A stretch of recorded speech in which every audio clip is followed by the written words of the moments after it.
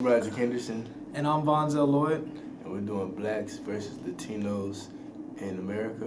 We'll give you a little intro about blacks and Latinos within America. They're said to compete for space, identity, and psychological stability. Both races see each other as victims of an oppressive regime, and both cultures have a lot more in common that most would suggest. And there are ways in which Latinos do not fully understand and appreciate the experience of African Americans, and the same can be said about African Americans' understanding of Latinos. Often, both groups have difficulty opening up and fully hearing what other experiences in their day-to-day lives, especially with Blacks, more so than Latinos, as Blacks tend to feel that they have went through the struggle, through civil rights and oppression, just to gain equality, and the Latinos, just come in and benefit from all that hard work. But we're going to move forward to individualism versus collectivism. And the term Hispanic was created by the U.S. federal government in the early 1970s in an attempt to provide a common denominator to a large and highly diverse population with connection to the Spanish language. Hispanic marriages rates also remain higher than those of Blacks, and Hispanic children are more likely to be raised by two married parents. According to a report by National Public Radio last fall, Latino kids were also more likely than Blacks or whites to eat a meal with their families 6 or 7 days a week, and those meals were likely cooked at home. Marriage is the norm for Hispanic families. In general, the Mexican origin families specifically, with married couples being the majority of these families in the United States. Latinos tend to be highly group-oriented. A strong emphasis is placed on family as the major source of its identity and protection against the hardship of life. The sense of family belonging is intense and limited to family and close friends. People who are not family or close friends are often slow to be given trust. And I'm covering the individualist, collectivist part for the African American race within America. First off, I would like to point that what Roderick said about Latinos tending to sit down and eat more so with their families than Blacks, and I can speak firsthand about that because I know growing up that my mom she would just let us fend for ourselves. If there was cereal on top of the fridge, then she would just be like, have at it.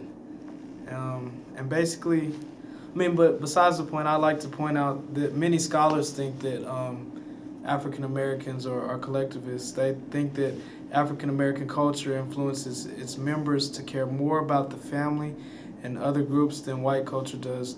African Americans are said to have more of a sense that they are all connected to one another, and that what they do individually has an impact on all members of the community. It is said that African Americans tend to have stronger relationships with members of their extended families. Do you have anything to add as far as an example, maybe? Yeah, as an example, as far as the family structure within the African American community versus the Latino community, I from my personal experience, find that my experience, for example, was when I was 18. It was more, okay, you're a man now. It's time to put on your big boy pants and fend for yourself. Versus some of my Latino friends, they're able to still kind of stay within that family unit until they get their self fully operational and functional to fend for themselves.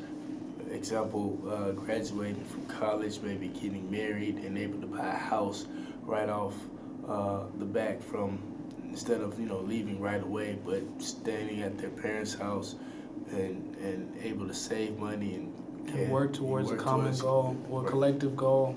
Right. And next we move on to conflict resolution, where I'm sure many of you have been in high school and maybe seen, or junior high, and seen that Mexicans and Blacks tend to have fights and things like that. And yeah, it's a gang mentality. That is one thing that I believe Blacks and Latinos kind of favor with each other, is that when you fight one, you fight them all type mentality.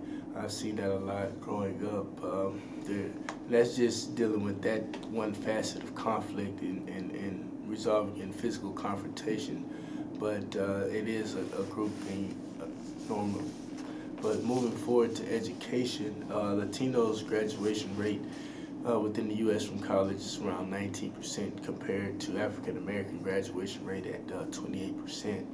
The education gap between Latinos and whites in some ways more complicated than the gap between African Americans and whites.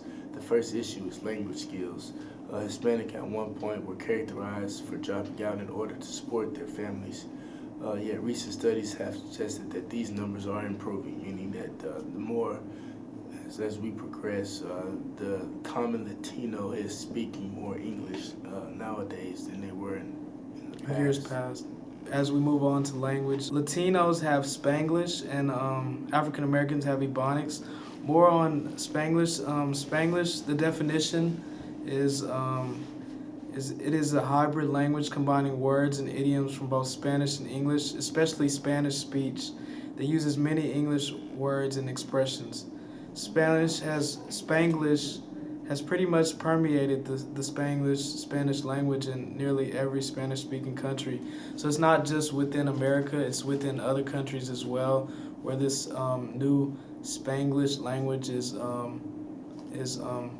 going across the globe, influencing cultures across the globe. And for an example, Spanglish. Not quite English, not quite Spanish. No manches, no way, give me a break. Get out of here. Crudo, raw or uncooked, actually meaning hangover. Chamba, popular slang meaning work or job. Frizar, frizz or to get frizzy. Trepear, to creep on someone, often used when talking about looking over someone's Facebook page. As far as the African American community, Ebonics is a prevalent language and it's looked down upon as incorrect English. An example of that is like, I'll tell you one thing, if you do have a dictionary, it better be in pencil. You look at like the word hello. How you gonna put the word hello in the Ebonics dictionary? You know how many ways we got to say hello? It'll take up 5-6 pages. Yeah. Hey, now.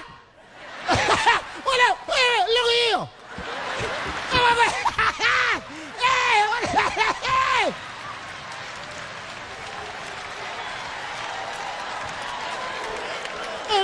And then what about the one that ain't a word at all? How about this here hello?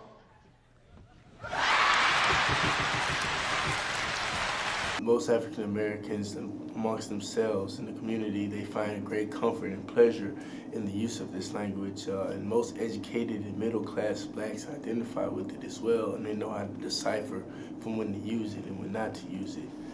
But it is referred to as an African American vernacular English, distinctive dialect or variety of English spoken by African Americans, which again is called Ebonics.